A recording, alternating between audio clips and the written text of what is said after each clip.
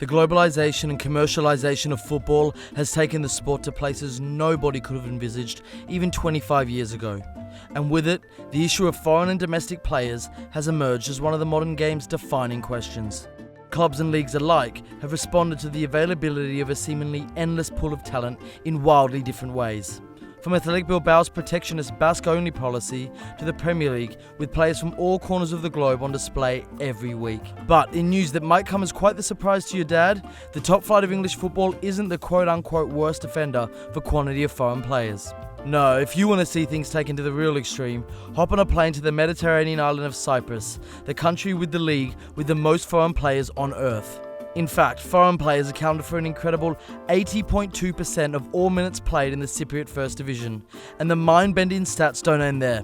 As of November this season, Apollon Limassol, currently locked in a title race with Apoel, had a truly amazing 99.8% of their minutes played by foreigners. But what does it all mean for Cypriot football? Now, most football fans' knowledge of the game in Cyprus will be pretty limited. But Apoel have put their country on the map in recent years, making it all the way to the quarterfinals of the Champions League back in 2012. Υπάρχει μια δικαιολογία ότι σε αυτούς να στηριχτούν για να πετύχουν κάποια πράγματα στην Ευρώπη, άρα να εισρεύσει αρκετό χρήμα στην ομάδα και κατ' επέκταση στην Κύπρο.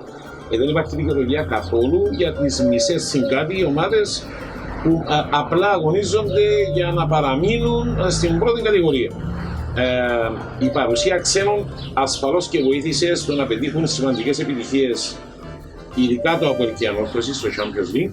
On the international stage, you're unlikely to have seen or heard much from them unless your country comes up against them in the qualifiers. And they've never made it to a major tournament and haven't even come close to making it to a playoff since the Euro 2000 campaign. Αγαπούν με πάθος τις ομάδες τους οι οπαδοί των μεγάλων ελληνικών ομάδων που πρωταγωνιστούν. Δεν αγάπησαν με το ίδιο πάθος στην εθνική ομάδα. On top of all of that, there's a whole host of issues affecting the club game that you can't help but think might have a knock-on effect on the national side. For one thing, the influence of agents in Cypriot football is hard to underestimate. The league has become a place for players to be deposited and used as an attempt to catch the attention of bigger clubs before moving on. The Cypriot League also has the highest turnover of players of any top-flight UEFA nation division, and most managers don't stick around for more than a year.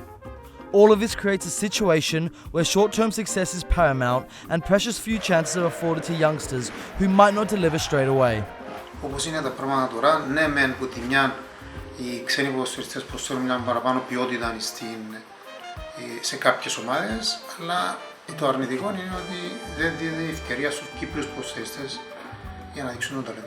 The situation hasn't escaped the attention of the Cypriot FA, who require 2 domestic players to start each league game and dish out fines of €1,500 per missing player. Not that does much to dissuade teams from fielding all foreign 11s. But whilst it's pretty widely accepted that the short-termism that pervades the Cypriot game is harmful to the development of local players, the question is whether the will to change things is really there.